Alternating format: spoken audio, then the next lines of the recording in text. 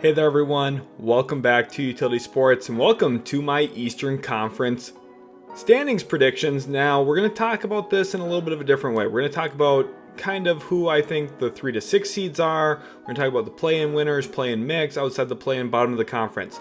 From kind of that orangish one, we're going down, that's going to be more about regular season standings. Then when we get to conference runner-up and conference favorite, that's more so kind of a playoff expectation.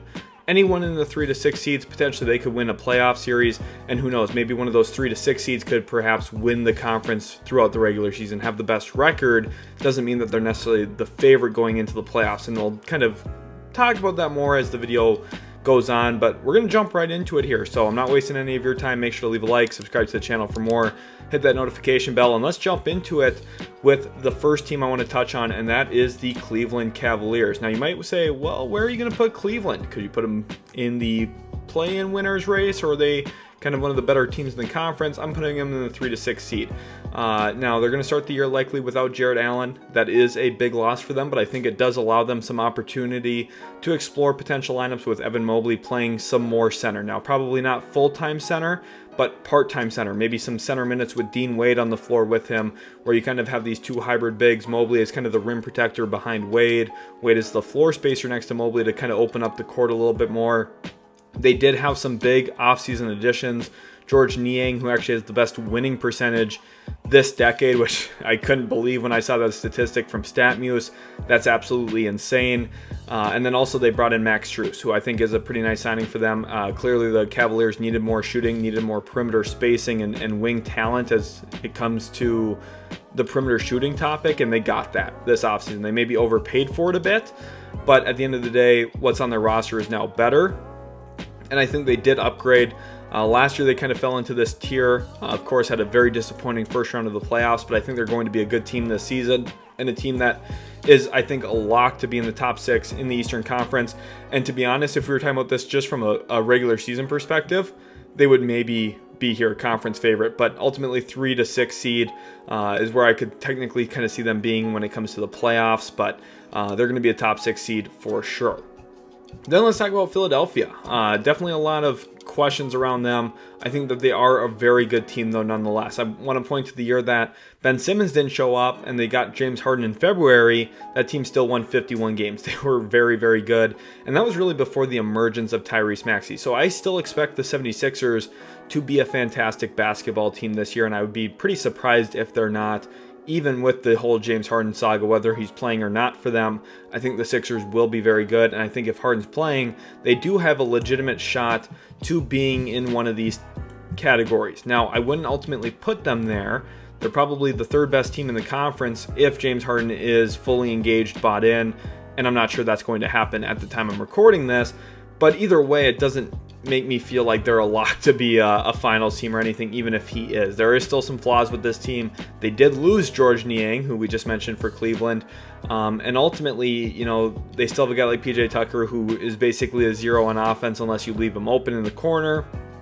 You know, Joel Embiid has his own playoff history when it comes to injuries. Harden's had moments where he doesn't perform up to his standard. Of course, did have some awesome playoff games this most recent postseason as well, that you do need to mention if you're talking about James Harden. You need to bring up the both positives and negatives, but ultimately I just don't see the 76ers being as good as some of the other teams in the Eastern Conference. New York Knicks, another team I'm going to put in the 3 to 6 seed category. I really like what this team has. I know people are kind of low on the Knicks, I think. Jalen Brunson, I think, emerged as like a 1B type player this past year, and not just like a 2. I think he's a guy who, if you have the right 1A with him, like, say, a Luka Doncic, shout out to my Dallas Mavericks, you know, the team probably looks a little bit different and a little bit better, and you could be a real conference finals type team. The Knicks, I'm not sure if I see that with them, but I think they're going to be very good this year. They have a lot of nice pieces. I think just looking at them in this preseason, it looks like they're stronger. They've bulked up even more. They just look physically imposing. I think RJ Barrett, Julius Randle, the whole entire team, Isaiah Hartenstein, they all just look bigger and stronger this year. And I think that was a point of emphasis for them for trying to get deeper in the playoffs. You could be a little bit stronger, and that was already one of their strengths. I think they're going to be even more physically imposing this year. Definitely has spent a lot of time in the in the workout facility this offseason. And then another team, really a tough one to talk about, Miami. Listen, last year they were in this category. They were a play-in winner, which is crazy because they ended up making it to the finals. They represented the Eastern Conference in the NBA Finals. For me, I think they're going to fall kind of in this tiering. Now, this isn't necessarily like hey, Cavs are 3, Sixers are 4, Heat are 5, Knicks are 6. Listen, it's kind of, up to determination here. When we're talking about these seeds, we're really talking about like a 2-game separation from these 4. So I'm going to tell you right now, I don't exactly know which team is going to be the 3 seed, which team will be the 4 seed. There's like small differences, and even some buzzer beaters this year might impact who's where. That's just the reality of things. But I think that these 4 teams, I feel very confident in being 3 to 6. There is one sleeper team that I wanted to put into this tiering. I just struggled though, unless Miami just doesn't care about the regular season. They're probably going to be in this 3 to 6 seed kind of territory, but still a very dangerous team in the finals because to get to the finals, very dangerous team in the playoffs because Eric Spoelstra is such a good coach. Jimmy Butler's a playoff elevator. Love Bam Adebayo, potentially going to be Defensive Player of the Year. At least I think there should be some consideration for that depending on how he plays this year. I think more Duncan Robinson will be good for their offense in the regular season. I think the Heat are going to be a good team. Then let's talk about the Brooklyn Nets. And, this is a tough situation. Some people are going to put them here because they did not play very well to close the season, got swept in the first round of the playoffs. Some people put them in the play-in mix. Are they, a team that is ultimately going to lose in the play-in? That's kind of what I'm looking at there as what I mean by play-in mix. Is like you lose in the play-in. For me, I'm going to put the Nets, though, outside of the play-in. I think they'll be about the 11th seed. The East is really strong. A lot of people have loved to hate on the Eastern Conference, and some of that's realistically fair. But right now, the last couple of years, the Eastern Conference has been incredibly strong. I think just overall the strength, the parity in the NBA is unbelievable, which makes these tier lists really hard for me. I actually struggle a lot putting these together, even though I watch so many games, so much time spending, time looking back at film and reviewing these teams. You guys see in my season previews how much work and dedication goes into that stuff. I'm not just throwing stuff here together. There's a lot of thought that goes into it. Now, you might disagree with me. That's completely fine. But for me, I kind of landed on outside the play, and I think the real X factor for them, Ben Simmons. If Ben Simmons plays like early in career, they could be like somewhere in here. Like they could be really dangerous if Ben Simmons is absolutely great. I think Ben Simmons is going to be good this year. I think that maybe elevates them into here. And again, injuries could completely shape this whole thing up. Like if Joel Embiid misses 60 games, knock on wood, right? Don't want to see that happen. Hate seeing players miss time, period. But if that were to happen, for example, well, maybe there's an extra spot here. The Nets jump in. They take advantage of that, right? That's just an example. Then let's get to the Atlanta Hawks, and they are firmly in the play-in winners category for me. I don't think they're as good as teams like Cleveland, Philly, New York, or Miami. Now, I think in a playoff series, this team can be dangerous. When you have Trae Young, DeJounte Murray, you've got a shot, especially when Trae Young is on a burner. That guy's one of the better players in the league, I think, when he has it going. Sometimes he doesn't, and there are some flaws to him, especially defensively, although I think there's been a small uptick there. And we'll see what Quinn Snyder's impact on this team is. But I think the Hawks, they have the talent to be a playoff team. Being a play-in winner puts you into the top 8. That's where I could see them realistically being. We'll talk about whether I see them at 7 or 8 here in a couple of minutes. But then Chicago, let me add something here real quick. I think you guys are going to like this. This is going to be the who cares category, which is below bottom of the conference. That's where the Bulls belong this season. Now, listen, I'm kind of playing. I love watching the NBA. I'm going to watch a ton of Bulls games this year, although I'm not really inspired to do so. The Bulls are not going to be good. The Bulls are aging. I think DeMar DeRozan, Zach LaVine, that duo has ran its course. Trading for Nikola Vucevic is going to go down as one of the worst trades in Chicago Bulls history. I told you guys that when it happened, and I don't even know if I had 1,000 subscribers yet when that trade happened. It was pretty clear and obvious that was going to be a disaster, and they gave up way too much. Just the timing of the whole thing, making a bet on Nikola Vucevic being your big target in the trade landscape just was a complete nightmare for Arturas Karnisovas, and I think overall this whole thing just hasn't worked out well. And I think the Chicago Bulls are going to be toward the bottom of the conference in the East this year. I think a team that's going to be outside the play-in, probably the Charlotte Hornets. They could maybe get into this play-in mix. We might have to make some alterations as we go through this video of where I think teams are going to go, especially as I talk about it. Maybe I'll change my mind a little bit. But for the Hornets, the reason I have them outside the play-in right now, Miles Bridges is in some more legal trouble. We'll see what happens with the NBA situation, if they're going to suspend him longer, if they're going to increase his suspension, or if they're just going to be laissez-faire about it like Adam Silver typically is, where he doesn't really care about anything. Unless it's John Morant, then he does, but he just seemingly doesn't, really suspend players for very long. He's very much a player commissioner, which is tough, and because of that, I'm just not sure what the Hornets are going to be. I don't like Steve Clifford as a head coach. I think that they have their own flaws. There's talent. They're young. There is talent. I think they're going to be fun to watch. I just don't know if I see them as a top 10 team in the East. The Raptors, I do feel that way for sure. I think they will be for sure a top 10 team in the East. They have Pascal Siakam coming into the year. I think the ball movement's been pretty nice this year in the preseason so far, and I think there's going to be some nice things we do see from Toronto in terms of ball movement. I think Grady Dick's going to bring a ton of positives when it comes to floor spacing and kind of giving some space for guys like OG Anunoby, Gary Trent Jr., Pascal Siakam to operate. I think Dennis Schroeder is a really sneaky pickup for them. I said it when they signed him. I don't really know how much they downgraded, going from Van Vliet on a massive contract to Schroeder on a very affordable one. I think it was a really good move for Masai Ujiri to kind of replace Van Vliet. Now, listen, the Raptors still have their flaws. I don't love this team and their composition. Sometimes there's still going to be moments where their offense feels like it's stuck in mud unless their ball movement is constantly crisp. And just knowing the players on the Raptors, it probably won't be constantly crisp, but it's definitely been a big selling point for their coaching staff on trying to figure out ways to keep everyone involved and get everyone in a spot where you feel really good about what the team is doing. Another team that I'm going to throw into the play-in mix is the Orlando Magic, and I actually like the Orlando Magic more than the Toronto Raptors this year. Paulo Banchero looks like the real deal. Last year, going into his rookie year, I picked him as the favorite for Rookie of the Year. I wrote that in my pre-draft work for him. He was very NBA ready. Strong physical body.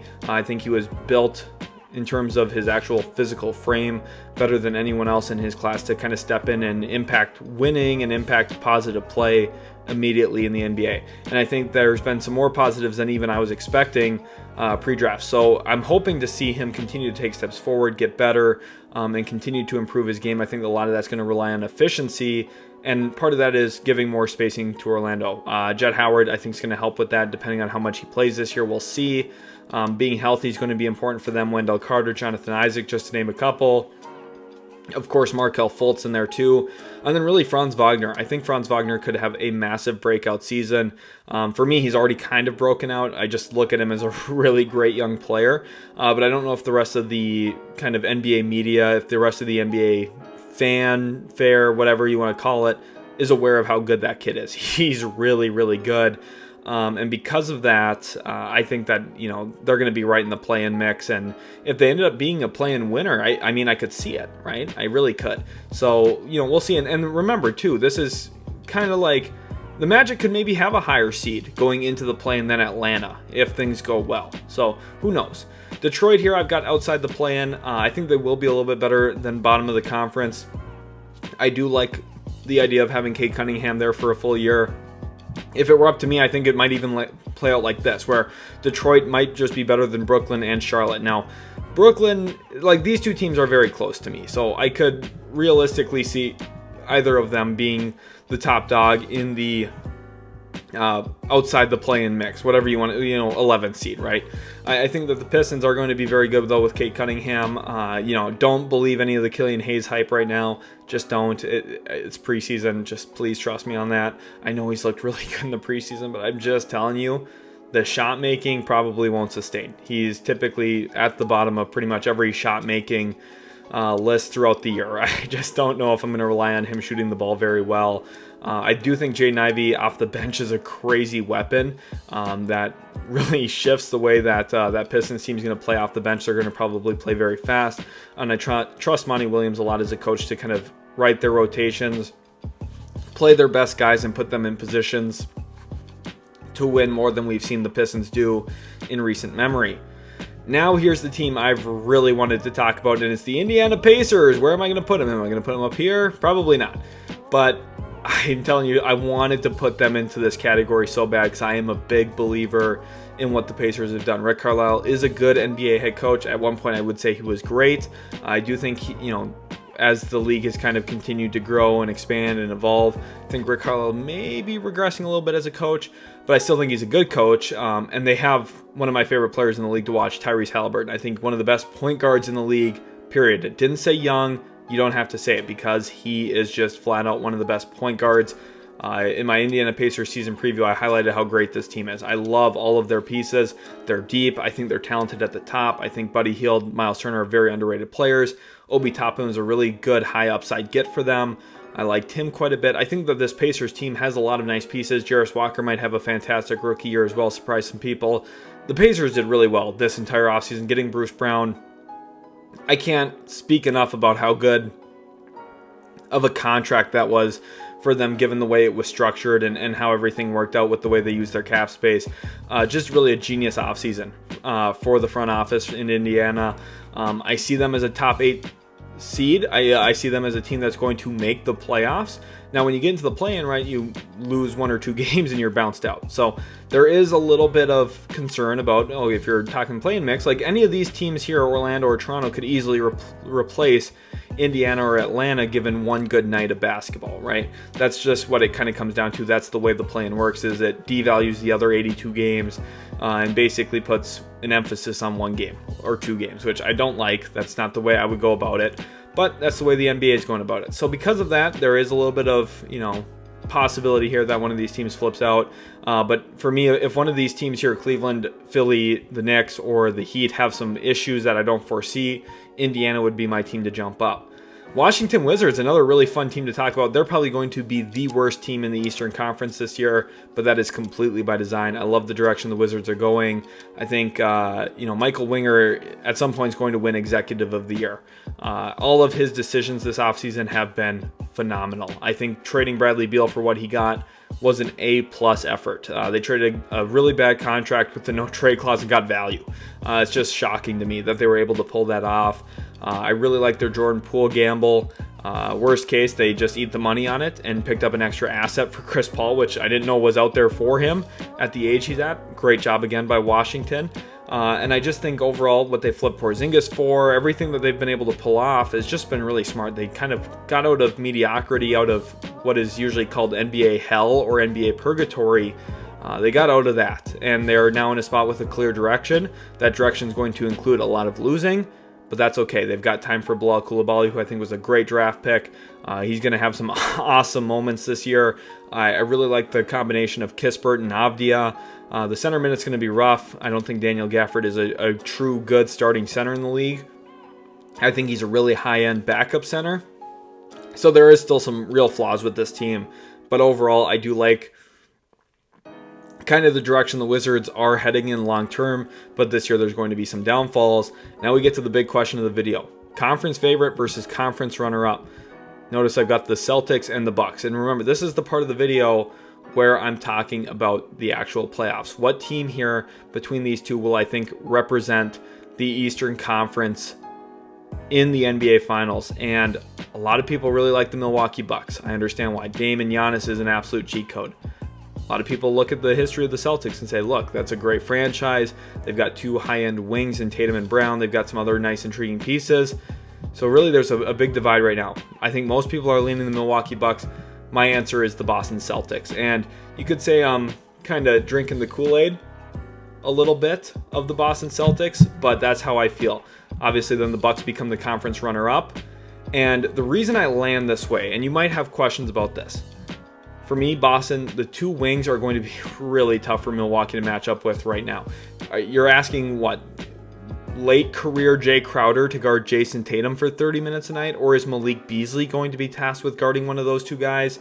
God forbid you put Damian Lillard on one of them. Giannis, I know people are going to say, oh, well, Giannis doesn't do that. Giannis isn't an on-ball defender primarily, and that's not what he's best at anyway. If you're the Bucks, you shouldn't want to use him that way. I have questions about how Brook Lopez is going to fit into a potential series against Milwaukee, especially given the fact that Porzingis is going to likely stretch the floor. Now, one thing, getting Jrue Holiday, a lot of people said, oh my gosh, that makes Boston way better. I think it does help them a lot against a lot of other teams, but I think the absence of Robert Williams, who, yes, I know he has some injury concerns and offensively doesn't give you a ton, I think having another big body behind Porzingis and Horford was going to be awesome to have against Giannis and Embiid and some of the other teams. You look at Cleveland with their bigs. Having Robert Williams gave you a lot of lineup flexibility and just another big to rely on. Not having him hurts, and that does kind of scare me a little bit. If you wanted to argue Bucks over Celtics, I think there's legitimacy to that. There's going to be things that the Bucks are great at that they can exploit Boston a little bit in. Drop coverage, Boston's going to run it way more this year than they've ever ran it in the last 5, 6, 7 years. Damian Lillard is going to say thank you very much to that. So there's going to be things that go both ways here, but ultimately for me, I like Boston. I prefer Boston over Milwaukee. Again, you could say I'm drinking the Kool-Aid. Listen, I'm not actually a Celtics fan, okay? I'm a Dallas Mavericks fan. So I'm not actually, in fact, I typically would root against the Celtics. That's how good I think they are, as biased or not. I think they're the best team in the league, and I think that they're going to be a real problem this year for other teams to match up with, especially on the wing, and I just really like their overall roster construction. I think they're thin, but I think they have the head coaching to figure it out, and they still have pathways to add some more depth too. Bucks are great though, don't get me wrong. If you guys did enjoy this video, make sure to leave a like, subscribe to the channel for more, and we'll catch you in the very next Utility Sports video.